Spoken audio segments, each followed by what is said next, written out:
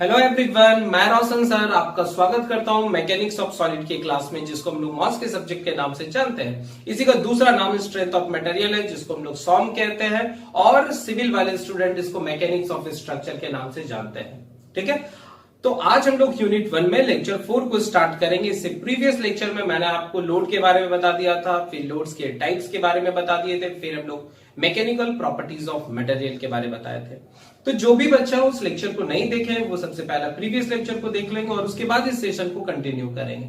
तो आज के सेशन में हम लोग बड़ा ही इंपॉर्टेंट टर्म पढ़ेंगे कि स्ट्रेस होता क्या है। पूरे मॉस में सबसे ज्यादा अगर किसी चीज का पढ़ाई करना है तो वह स्ट्रेस, स्ट्रेन, डिफॉर्मेशन, ये सब के बारे में पढ़ाई करना है। तो आज हम लोग पढ़ाई करेंगे कि स्ट्रेस कहते किसको है। ठीक है, तो कहता है कि आपके आसपास जो भी बॉडी, स्ट्रक्चरल मेंबर या मशीन कंपोनेंट दिखता है वो कुछ ना कुछ इलास्टिक इन नेचर होता है एक लिमिट तक। तो जब भी आप एक्सटर्नल फोर्स उस मटेरियल, उस बॉडी पर लगाते हैं तो उस फोर्स के अगेंस्ट में उस बॉडी का जो मॉलिक्यूल्स है वो अपने अंदर एक रेसिस्टिव फोर्स डेवलप कर लेता है अगेंस्ट द डिफॉर्मेशन।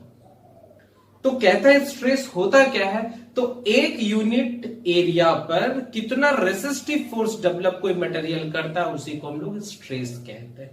तो चलिए स्टार्ट करते हैं स्ट्रेस होता क्या और फिगर से इसको समझने का पूरा कोशिश करते हैं। ठीक है, तो कहता है कि एवरी मटेरियल इज मोर और लेस इलास्टिक इन नेचर, है ना, सर्टेन लिमिट। कहता है कि कोई ना कोई जो मटेरियल आपके पास दिख रहा है वह कुछ ना कुछ इलास्टिक इन नेचर होता ही होता है।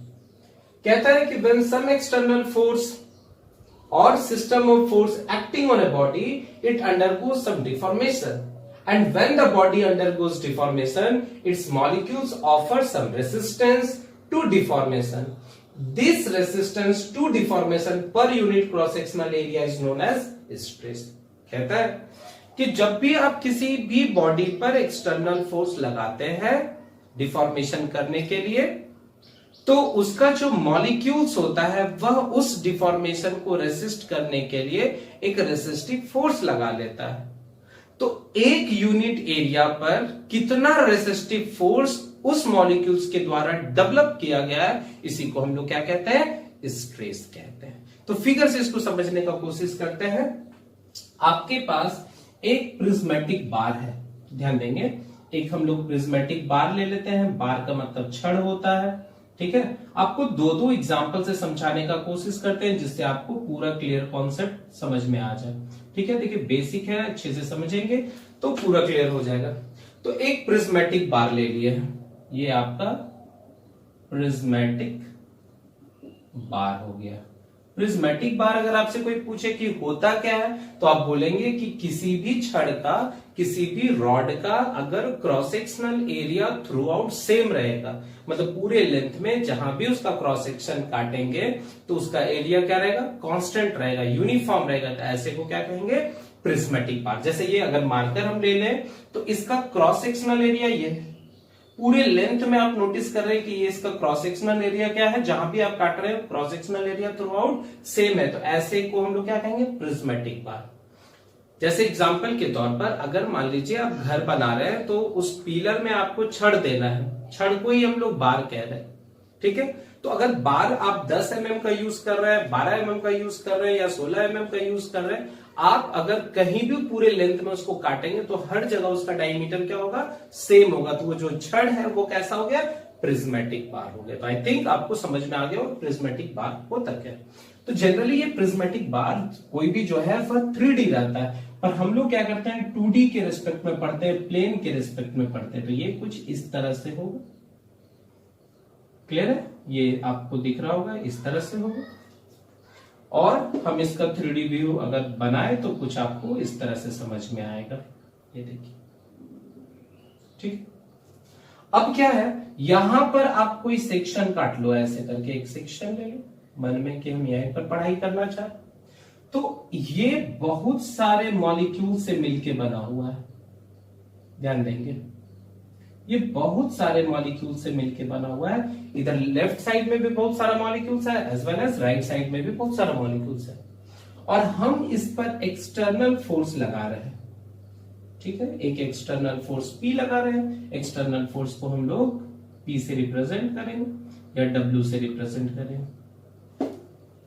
ठीक है, तो याद रखेंगे कि अगर कोई बॉडी है, मान लीजिए ये बॉडी है और इस बॉडी के अंदर हजारों करोड़ों मॉलिक्यूल्स है, ये देखिए, और हम इस पर फोर्स लगा रहे हैं, तो बॉडी का ये पोजीशन ए है, और जैसे ही हम फोर्स लगाए तो बॉडी ये अपना पोजीशन छोड़ के ये पॉइंट पर आ गया बी पॉइंट पर।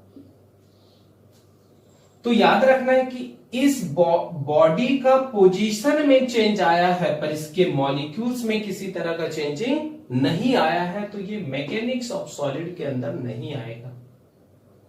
जब हम यहां पर भी फोर्स लगाएंगे, अपोजिट फोर्स, तो आप नोटिस करेंगे कि इसके मॉलिक्यूल्स में किसी तरह का डिफॉर्मेशन आएगा, और मॉलिक्यूल्स में डिफॉर्मेशन आ रहा है, इसका मतलब मॉलिक्यूल्स कोई ना कोई रेसिस्टिव फोर्स अंदर में लगा रहा है उस डिफॉर्मेशन के अगेंस्ट में, और तभी जाके हम लोग मॉस के बारे में या स्ट्रेस के बारे में चर्चा करेंगे। अगर बॉडी अपना पोजीशन चेंज किया, मॉलिक्यूल्स में किसी तरह का चेंजिंग नहीं आया, तो वो मैकेनिक्स के अंदर आ जाएगा। पर जब बॉडी के मॉलिक्यूल्स में चेंजिंग आएगा या चेंजिंग करने का कोशिश करेंगे, तो वो मैकेनिक्स ऑफ सॉलिड के अंदर आ जाएगा। तो आई थिंक आपको समझ में आ गया कि बॉडी के मॉलिक्यूल्स में चेंजिंग होगा तभी हम स्ट्रेंथ ऑफ मटेरियल के बारे में पढ़ाई कर रहे हैं, उसी में हम लोग स्ट्रेस के बारे में पढ़ाई कर रहे हैं। ठीक है, एग्जाम्पल से समझाता हूं तो और ज्यादा आपको क्लियर होगा। मान लीजिए ये जो हम प्रिज्मेटिक बार लिए हैं, ये रबड़ का बना हुआ है, तो अगर आप इस पर एक्सटर्नल फोर्स लगाओगे तो आप नोटिस करेंगे कि इसके शेप में, ये पूरे स्ट्रक्चर में इसके शेप में इस तरह से चेंजिंग आएगा। देखो इलॉन्गेट हो रहा है, लंबा हो रहा है। ठीक है, लंबा हो रहा है। कहां तक लगा रहे हैं? एक लिमिट तक लगा रहे हैं कि इलास्टिक लिमिट तक लगा रहे हैं, क्योंकि हर एक बॉडी का एक लिमिट होता है कि आप वहां तक ही लगा सकते हैं। अगर उसके बाद आप लगाएंगे तो उसमें परमानेंट डिफॉर्मेशन लग जाएगा। तो हम जब इस पर एक्सटर्नल फोर्स लगाए तो इस एक्सटर्नल फोर्स के कारण इसके मॉलिक्यूल्स में चेंजिंग आया, पर उसी समय इसका जो मॉलिक्यूल्स है वह अंदर में एक फोर्स डेवलप कर लेगा, और ऐसे फोर्स को हम लोग रीस्टोरिंग फोर्स कहेंगे। क्योंकि जैसे वो फोर्स आप हटाएंगे तो जो अंदर का मॉलिक्यूल्स अपने अंदर फोर्स डेवलप किया था उस फोर्स से उसको वापस ले आएगा। तो ऐसे फोर्स को हम लोग क्या कह रहे हैं? रीस्टोरिंग फोर्स कह रहे हैं। क्लियर हो गया? कब? जब हम रबड़ के बारे में पढ़ाई कर रहे हैं, जब हम स्प्रिंग के बारे में पढ़ाई कर रहे हैं। पर जब आप एक सॉलिड बॉडी के बारे में पढ़ाई करेंगे जिसमें आप जो है रॉड ले लेंगे, स्ट्रक्चरल मेंबर ले लेंगे, तो वहां पर क्या होगा कि रीस्टोरिंग फोर्स ना पढ़ाई करके हम लोग रेसिस्टिव फोर्स पढ़ाई करेंगे। तो उसको भी ध्यान से देखते हैं।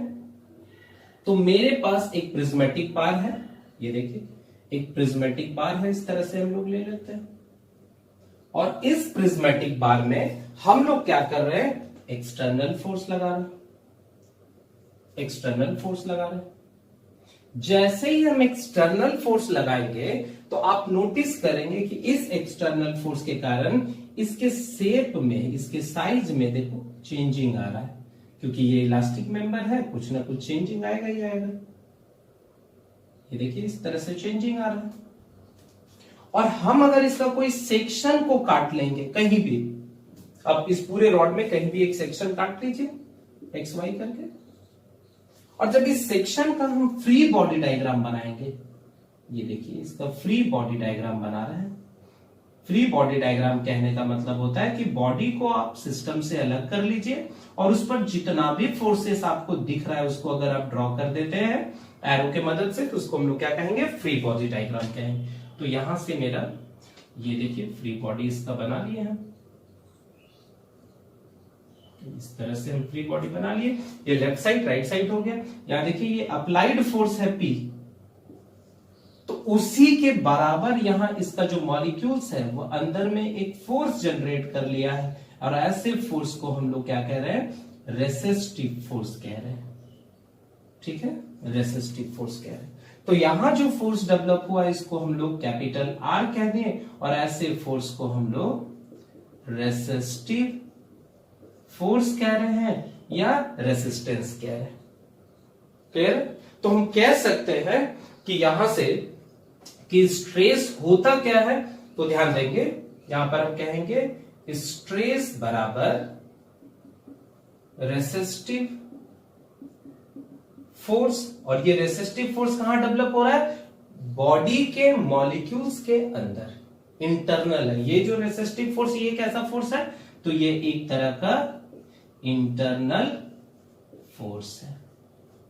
ठीक है, ये जो रेसिस्टिव फोर्स है ये किस तरह का फोर्स है? तो इंटरनल फोर्स है। कहां डेवलप हो रहा है? तो ये इस बॉडी के क्रॉस सेक्शन पर डेवलप हो रहा है। तो resistive force per unit resisting area, कितने एरिया में लग रहा है? तो इसको हम लोग कह सकते हैं रेसिस्टिंग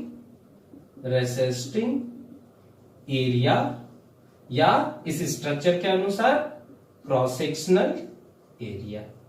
फिर याद रखना है कि एक लिमिट तक, इलास्टिक लिमिट तक, ये जो रेसिस्टिव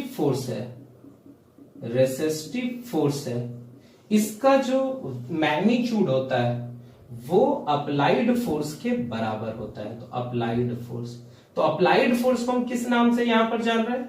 तो लोड के नाम से जान रहे हैं। तो स्ट्रेस का दूसरा डिफिनेशन आप क्या कह सकते हैं? कि stress is defined as load per unit cross sectional area. ये देखिए, तो यहां से आप कह सकते हैं this is equal to load divided by area. फिर यहां पर आप कोशिश करेंगे, बचने का कोशिश करेंगे कि स्ट्रेस बराबर, ध्यान देंगे बाबू, स्ट्रेस बराबर फोर्स बाय एरिया ना बोले तो ज्यादा अच्छा होगा। क्योंकि जैसे ही आप stress equal to force by area बोले तो आपसे नेक्स्ट क्वेश्चन पूछेगा टीचर कि तो फिर बताओ कि प्रेशर फिर क्या होता है? प्रेशर में फिर आप बोले कि फोर्स बाय एरिया। तो फिर क्वेश्चन आ गया कि what is the main difference between stress and pressure. तो आपसे अगर कोई टीचर पूछे कि स्ट्रेस क्या होता है तो आप सिंपली डिफिनेशन दे सकते हैं कि stress is defined as load per unit area. ये सिंपल डिफिनेशन है। अदरवाइज आप उसको बताएंगे कि जब हम किसी बॉडी पर एक्सटर्नल फोर्स लगाते हैं तो उस एक्सटर्नल फोर्स के अगेंस्ट में बॉडी के मॉलिक्यूल्स के अंदर एक रेसिस्टिव फोर्स डेवलप हो जाता है, और एक यूनिट एरिया में कितना रेसिस्टिव फोर्स उस मॉलिक्यूल्स के या उस बॉडी के अंदर डेवलप हुआ, उसी को हम लोग क्या कहते हैं? स्ट्रेस कहते हैं। क्लियर हो गया? पर आप इससे बचने का कोशिश करेंगे कि स्ट्रेस बराबर फोर्स बटे एरिया। अगर फोर्स के बारे में भी बोलेंगे तो आप वहां बताएंगे कि सर यहां पर स्ट्रेस में जो फोर्स होता है वो इंटरनल फोर्स होता है, पर जब हम प्रेशर का बारे में बात करते हैं तो जो फोर्स लगता है वो एक्सटर्नल लगता है। तो डिफरेंसेस आपको समझ में आ गया कि स्ट्रेस में जब फोर्स के बारे में हम लोग पढ़ाई करेंगे तो हम बोलेंगे कि इंटरनल फोर्स के कारण स्ट्रेस जनरेट होता है, और एक्सटर्नल फोर्स के कारण क्या होता है? प्रेशर जनरेट होता है। बहुत ध्यान से, बहुत अच्छे से इसको क्लियर करेंगे। इसको नोट डाउन भी आप कर लेंगे, नोट करके, कि इंटरनल फोर्स के कारण स्ट्रेस जनरेट होता है मटेरियल के अंदर, बॉडी के अंदर, और एक्सटर्नल फोर्स उस बॉडी पर अगर परपेंडिकुलरली लगता है तो उसके कारण क्या होता है? प्रेशर डेवलप होता है। तो आई थिंक आपको स्ट्रेस प्रेशर में डिफरेंसेस समझ में आ चुका होगा। ठीक है, बड़ा ही इंपॉर्टेंट टर्म है स्ट्रेस। अच्छा से आपको अगर क्लियर हो जाएगा तो आप याद रखेंगे, आपको मॉस में कहीं दिक्कत है, और आपको गारंटी देता हूं कि मॉस में आपको हर एक छोटा से छोटा डाउट बताते जाएंगे, और हर एक छोटा से छोटा इंपॉर्टेंट बात जो है, जो आपके एग्जाम में, आपके बोर्ड एग्जाम में तो रहेगा ही रहेगा, साथ ही साथ आप जो भी बुक पढ़ रहे हैं, ठीक है, या ऑब्जेक्टिव बुक आप लगा रहे हैं, आपका सारा क्वेश्चन कवर करने का पूरा कोशिश करेंगे। ठीक है, चलिए, तो यहां से आप क्लियर हो गए होंगे। अब यहां से हम लोग क्या करते हैं? इसका यूनिट के बारे में पढ़ाई करते हैं, आखिर इसका यूनिट क्या होगा। ठीक है, इसको अच्छे से आप नोट डाउन करते जाइए। साथ में हम प्रीवियस क्लास में भी आपको बताए थे कि आप मेरा जब लेक्चर सुन रहे हैं तो बस कॉपी पेन लेके अच्छे से बैठिए और यहीं से नोट डाउन अच्छे से करते जाइए। ठीक है, वेट मत कीजिए कि पीडीएफ आएगा तब फिर नोट डाउन करेंगे, क्योंकि हम जो पढ़ा रहे हैं वो पूरा अकॉर्डिंग टू द सिलेबस पढ़ा रहे हैं।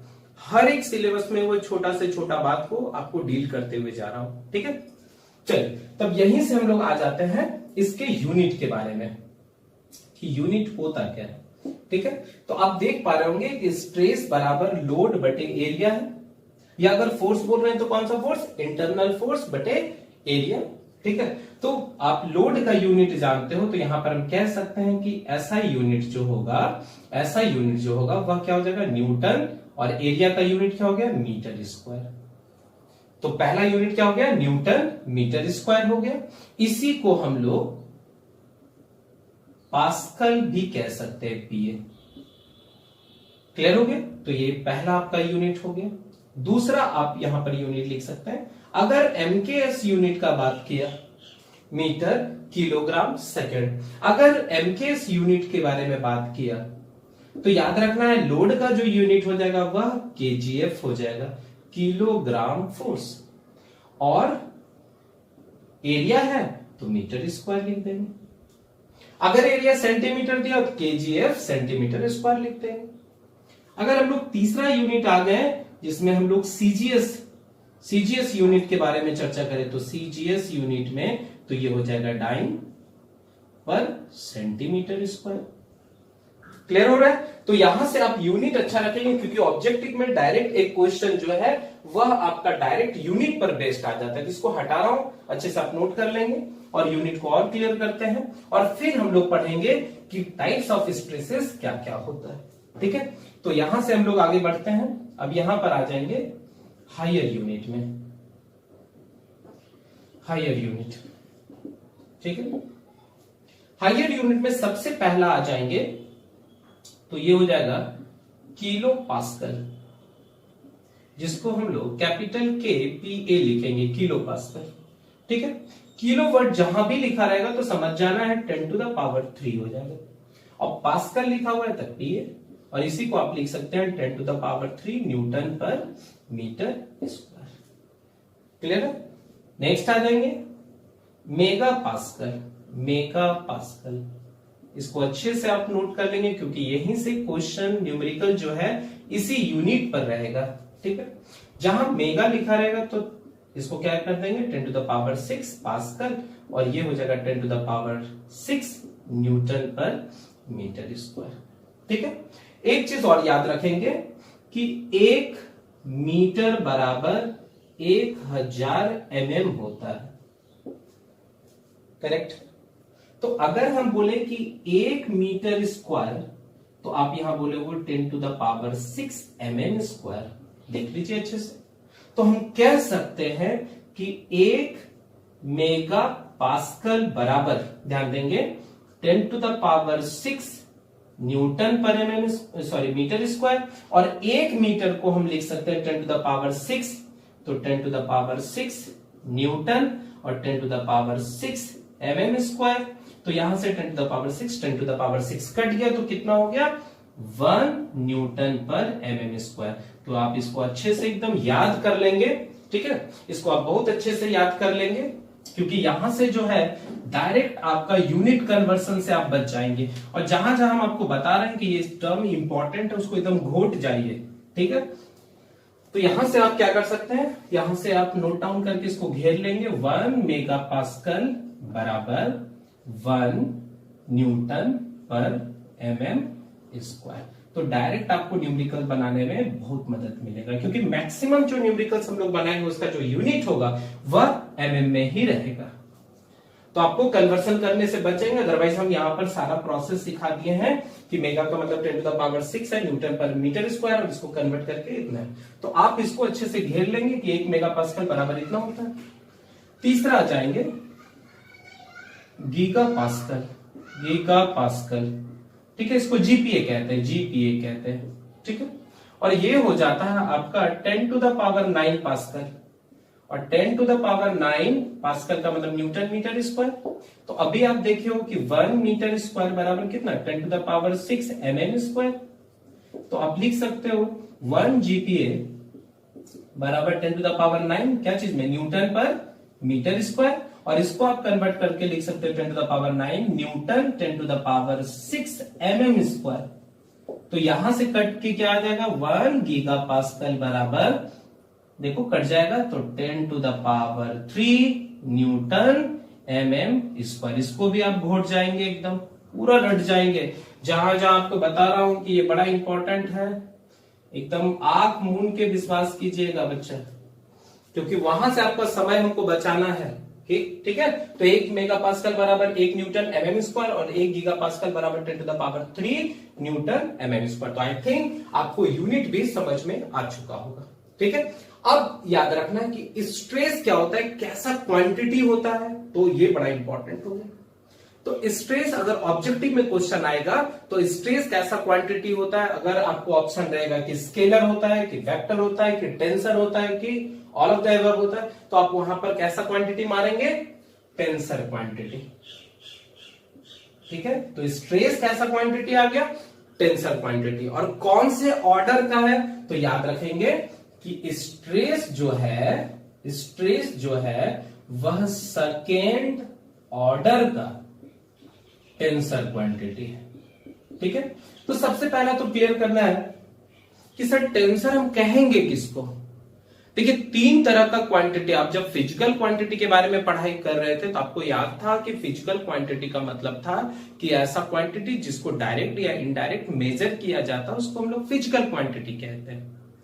तो उसमें आप पढ़े थे कि बहुत सारा क्वांटिटी जो है वह स्केलर क्वांटिटी के अंदर आता है और बहुत सारा क्वांटिटी जो है वेक्टर क्वांटिटी के अंदर आता है। तो स्केलर क्वांटिटी का मतलब होता है ऐसा क्वांटिटी जो सिर्फ मैग्नीट्यूड पर डिपेंड करता है, डायरेक्शन पर डिपेंड नहीं करता। डायरेक्शन होता है बट डिपेंड नहीं करता, तो ऐसे क्वांटिटी को क्या कहेंगे, स्केलर क्वांटिटी कहेंगे। और वेक्टर क्वांटिटी क्या था, तो ऐसा क्वांटिटी जो मैग्नीट्यूड के साथ साथ डायरेक्शन पर डिपेंड करता हो और साथ ही साथ वेक्टर लॉ ऑफ एडिशन को फॉलो करता हो, ऐसे क्वांटिटी को क्या कहेंगे, वेक्टर क्वांटिटी कहेंगे। तो दो क्वांटिटी तो हो गई। अब तीसरा क्वांटिटी ऐसा क्वांटिटी था जो ना तो स्केलर था ना तो वेक्टर था, तो उसको एक नया कैटेगरी बनाया गया and that is called tensor quantity. इसका मतलब ऐसा क्वांटिटी जिसका मैग्नीट्यूड हो, डायरेक्शन भी हो, वेक्टर लॉ ऑफ एडिशन को फॉलो नहीं करता हो, तो किसको फॉलो करता है, सिंपल एल्जेब्रिक रूल को फॉलो करता है।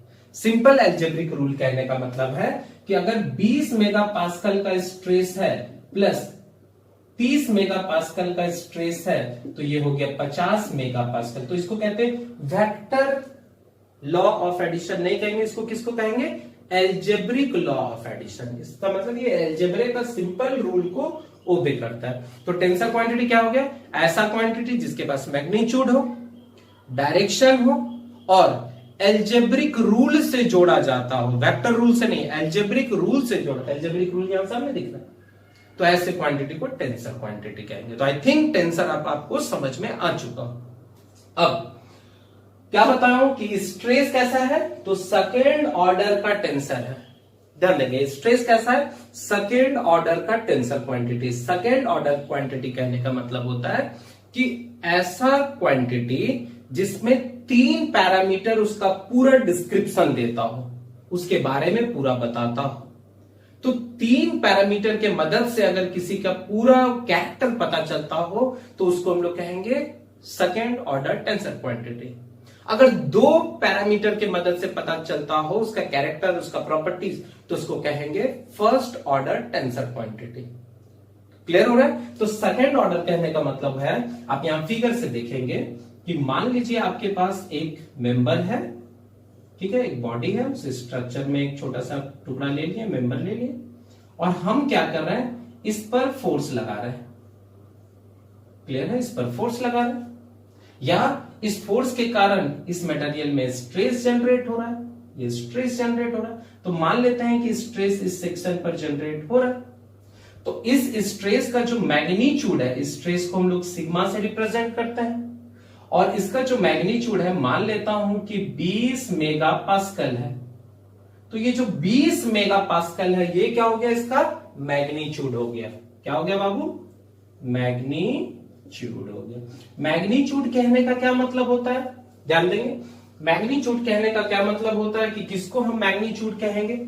अच्छे से आप इसको समझेंगे कि किसको हम मैग्नीट्यूड कह रहे हैं। तो कहता है कि यहां ये जो फिगर आप देख रहे हैं, ये फिगर में देखिए, ध्यान से इसको अच्छे से आप समझिए फिर, कि ये मेरे पास स्ट्रक्चरल मेंबर है और इस स्ट्रक्चरल मेंबर में हम क्या किए, इसको 3D रिप्रेजेंटेशन कर दिए कि ये एक्स एक्सिस है, ये आपका वाई एक्सिस है और ये आपका जेड एक्सिस है। ठीक है, तो जो फेस आपको फ्रंट से दिख रहा है, ये इसको हम लोग क्या कह रहे हैं, प्लेन कह रहे हैं। ये आपका जो है प्लेन हो गया। प्लेन कहने का मतलब होता है 2 एक्सिस से मिला हुआ कोई जगह होता है तो उसको हम लोग प्लेन कहते हैं। ठीक है, तो ये एक प्लेन हो गया, ये एक प्लेन है, ये एक प्लेन है। मान लेते हैं कि इस प्लेन पर मेरा एक स्ट्रेस लग रहा है, ठीक है, सिग्मा, और इसको हम नाम दे दिए एक्स एक्स। हम इसको और डिटेल में आपको टेंसर के बारे में बताएंगे, ठीक है। पहले थोड़ा बेसिक क्लियर हो जाए तो फिर इसको अगर आपको बताएंगे तो और ज्यादा समझ में आएगा। फिर भी थोड़ा अभी चेक करते हैं यहां पर, ठीक है।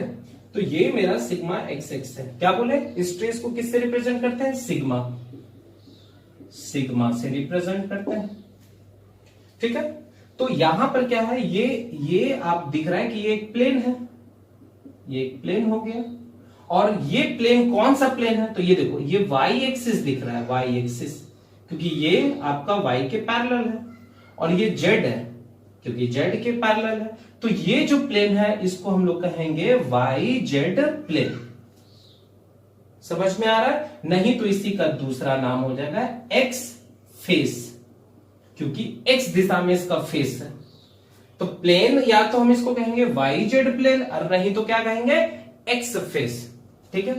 तो ये जो आगे वाला दिया रहता है ये प्लेन के बारे में बताता है, और ये जो है ये आपका जो है डायरेक्शन के बारे में बताता है, ठीक है। और सिग्मा जो है उसका मैग्नीट्यूड बताता है। जैसे एग्जांपल के तौर पर हम लिख दिए 20 मेगा पास्कल, तो ध्यान देंगे 20 मेगा पास्कल जो है ये क्या चीज बता रहा है, मैग्नीट्यूड बता रहा है। मैग्नीट्यूड का मतलब क्या होता है कि नंबर के साथ, ध्यान देंगे, नंबर के साथ अगर यूनिट लगा है तो उसको हम लोग मैग्नीट्यूड कह रहे हैं, ठीक है। तो आई थिंक अब मैग्नीट्यूड समझ में आ गया कि मैग्नीट्यूड किसको कहेंगे, बस न्यूमेरिकल नंबर हो विथ यूनिट हो, दैट इज कॉल्ड मैग्नीट्यूड, ठीक है।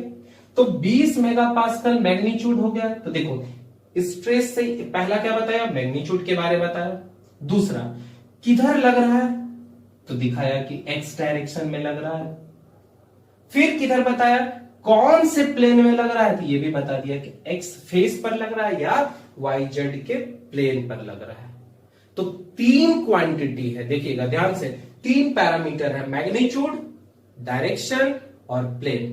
तो 3 चीज पर अगर निर्भर कर रहा है तो वो क्या होता है, वो जो 3 चीज पर मतलब स्ट्रेस को अगर हमको रिप्रेजेंट करना है, स्ट्रेस के बारे में हमको पूरा डिटेल पढ़ाई करना है, तो वह 3 पैरामीटर पर निर्भर कर रहा है। इसलिए ये जो है सेकेंड ऑर्डर क्वांटिटी के अंदर आ जाएगा। तो हम क्या बताएं, नोट करके आप कहीं लिख लेंगे, क्योंकि ऑब्जेक्टिव में डायरेक्ट क्वेश्चन ये आ सकता है कि स्ट्रेस जो है वह आपका सेकेंड ऑर्डर टेंसर क्वांटिटी होता है। तो अब आपसे कोई पूछे कि टेंसर क्वांटिटी क्या होता है, आई थिंक आप जवाब दे सकते हैं कि जिसका मैग्नीट्यूड हो, जिसका डायरेक्शन हो, और जो simple vector law of addition से जुड़ता हो, तो ऐसे को टेंसर कहेंगे। और आपसे कोई पूछे कि सेकेंड ऑर्डर किसको कह रहा है, इसका मतलब 3 पैरामीटर अगर किसी के बारे में बताता है तो उसको सेकेंड ऑर्डर, अगर 2 पैरामीटर किसी के बारे में बताता है तो उसको फर्स्ट ऑर्डर, और अगर 1 पैरामीटर किसी के बारे में बताते हैं तो उसको जीरो ऑर्डर कहते हैं।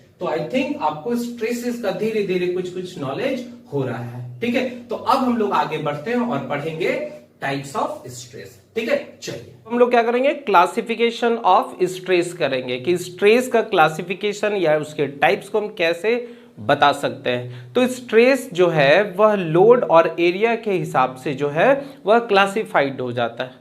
तो पहला क्लासिफिकेशन क्या कह रहा है, according to the direction of applied load on the plane. इसका मतलब किसी प्लेन पर जो हम लोड लगा रहे हैं वो कैसा लगा रहे हैं, क्या वह प्लेन पर परपेंडिकुलर लगा रहे हैं या उस प्लेन पर पैरेलल लगा रहे हैं, ठीक है।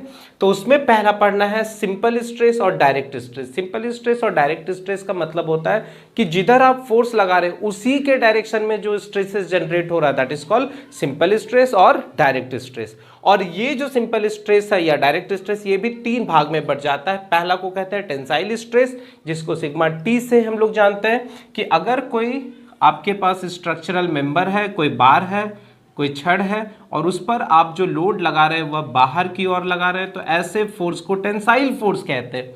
और टेंसाइल फोर्स के कारण इस इलास्टिक मेंबर में जो स्ट्रेस जनरेट हुआ उसको हम लोग क्या कहेंगे, टेंसाइल स्ट्रेस कहेंगे। ये सारा चीज को हम लोग डिटेल में नेक्स्ट लेक्चर में पढ़ेंगे, ठीक है। आज हम लोग इसके क्लासिफिकेशन को देख लेते हैं। ओके, नेक्स्ट है कॉम्प्रेसिव स्ट्रेस। अगर किसी स्ट्रक्चरल मेंबर पर कोई फोर्स अंदर की ओर लग रहा है, ये देखिए अंदर की ओर अगर कोई फोर्स लग रहा है तो ऐसे फोर्स को कॉम्प्रेसिव फोर्स कहेंगे। और कॉम्प्रेसिव फोर्स के कारण इस मेंबर के अंदर जो स्ट्रेस जनरेट होगा उसको क्या कहेंगे, कॉम्प्रेसिव स्ट्रेस। तो क्या हो गया, सिग्मा सी। ये दोनों को क्या कहते हैं, नॉर्मल स्ट्रेस। नॉर्मल स्ट्रेस क्यों कहते हैं, क्योंकि ये इस प्लेन के परपेंडिकुलर जनरेट हो रहा है। देख लीजिए, इस प्लेन के परपेंडिकुलर जनरेट हो रहा है, इसलिए इसका नाम क्या हो गया, नॉर्मल स्ट्रेस। अगर प्लेन के परपेंडिकुलर फोर्स लगे और उसके कारण जो स्ट्रेस जनरेट हो रहा है that is called normal stress. बाहर लग रहा है तो टेंसाइल, अंदर लग रहा है तो कॉम्प्रेसिव। क्लियर है। अगर कोई स्ट्रेस शियर फोर्स के कारण हो, शियर फोर्स का मतलब होता है प्लेन के पैरेलल अगर कोई फोर्स लगे तो ऐसे फोर्स को शियर फोर्स कहते हैं। जैसे मान लीजिए आपके पास दो प्लेट है, ठीक है, ये एक प्लेट ले लेते हैं और एक प्लेट ये ले लेते हैं, और दोनों प्लेट को क्या किए, रिवेट किए, और रिवेट इस तरह से मार दिए, ठीक है। आप रिवेट कहाँ देखे होंगे, तो आप देखे होंगे कि जहां पूल बनता है, स्ट्रक्चर बनता है, वहां पर दो प्लेट को एक दूसरे से या तो लैप कर दिया जाता है, ऊपर चढ़ा दिया जाता था, या बट कर दिया जाता है, साइड साइड रखा जाता है, और उसके ऊपर प्लेट रख के रिवेट मारा जाता है। नहीं देखेंगे तो सिंपल आप मेटल का, लोहा का बाल्टी देखे होंगे, आप एल्युमिनियम का बाल्टी देखे होंगे, तो उसके चदरा को क्या करते हैं, बेंड करके उसमें रिवेट मार देते हैं। तो इसी तरह एक रिवेट मारा हुआ है। और जब हम फोर्स लगा रहे हैं तो ये देखिए फोर्स लगा रहे हैं तो प्लेन के पैरेलल फोर्स लग रहा है, तो उसके कारण जो स्ट्रेस जनरेट हो रहा है उसको क्या कहेंगे, शियर स्ट्रेस। शियर स्ट्रेस को हम लोग टाउ से रिप्रेजेंट करेंगे, नहीं तो स्मॉल क्यू से रिप्रेजेंट करेंगे। याद रखेंगे किसी भी बुक में जो हम लोग नोटेशन ले रहे हैं वो यूनिवर्सल है, सब में रहेगा। ओके, चलिए, तो ये हो गया कि जिधर लोड लगा रहे हैं उसके कारण जो स्ट्रेस डेवलप हो रहा है that is called direct stress.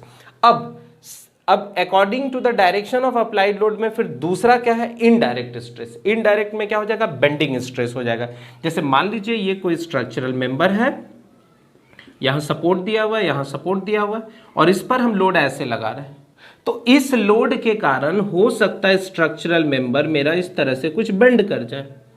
तो मेंबर के अंदर, स्ट्रक्चर के अंदर जो स्ट्रेस डेवलप हुआ है इस लोड के कारण, उसको हम लोग क्या करें, इनडायरेक्ट स्ट्रेस। और इनडायरेक्ट में क्या हो गया, पहला बेंडिंग स्ट्रेस।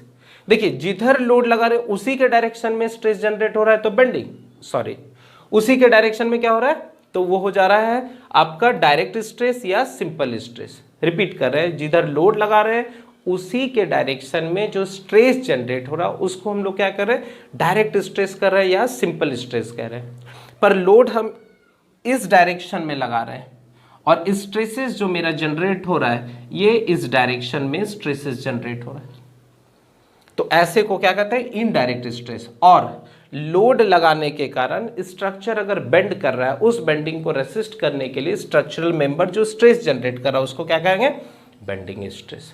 और इसको क्या चीज से डिनोट करेंगे, तो सिग्मा बी से, ठीक है।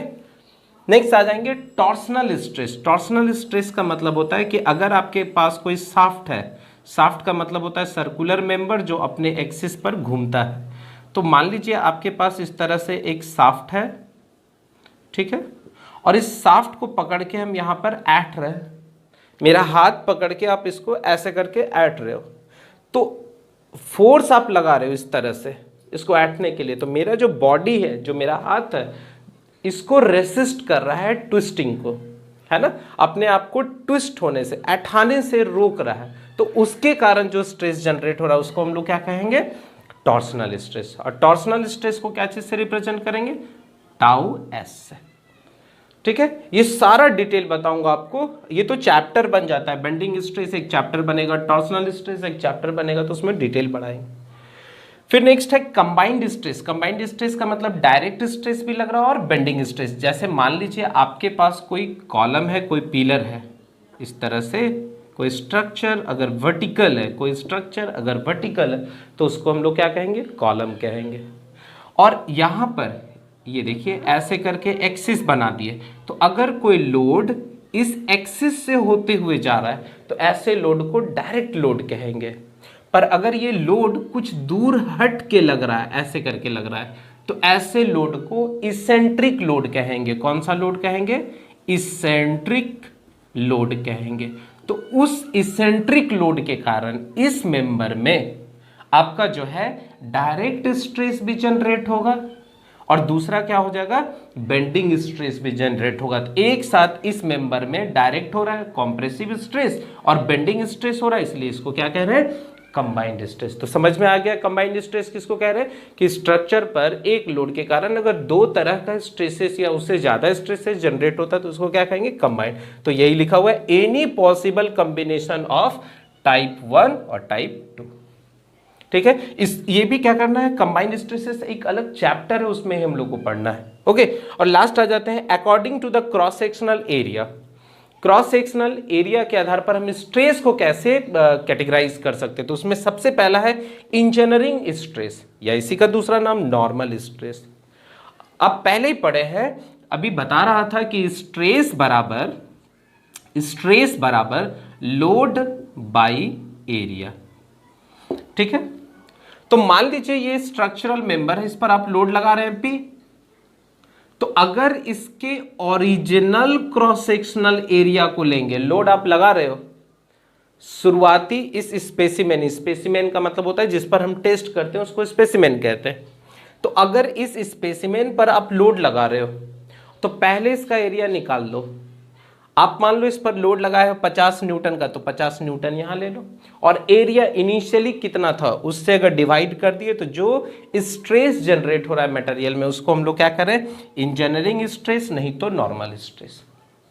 नॉर्मल क्यों? क्योंकि ये प्लेन के परपेंडिकुलर लग रहा है। तो अगर हम लोग ओरिजिनल एरिया लेते हैं तो यहां पर लोड क्या हो गया? तो P हो गया, ओरिजिनल एरिया A0 हो गया। तो अगर हम ओरिजिनल एरिया को लेके पढ़ाई करें तो उसको हम लोग क्या कहेंगे? इंजीनियरिंग स्ट्रेस, नहीं तो नॉर्मल स्ट्रेस कहेंगे।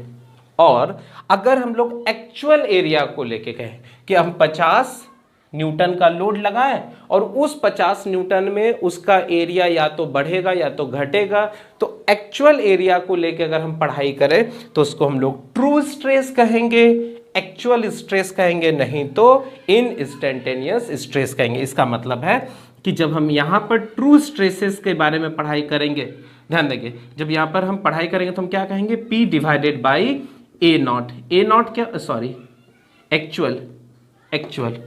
एक्चुअल एरिया क्या हो सकता है? बड़ा भी हो सकता है और छोटा भी हो सकता है। अगर आप टेंसाइल फोर्स लगाओगे तो उसका एक्चुअल एरिया क्या होगा? कम हो जाएगा। तो हम कह सकते हैं कि ये जो एक्चुअल एरिया है यह ओरिजिनल एरिया का प्लस माइनस होगा, डेल्टा ए।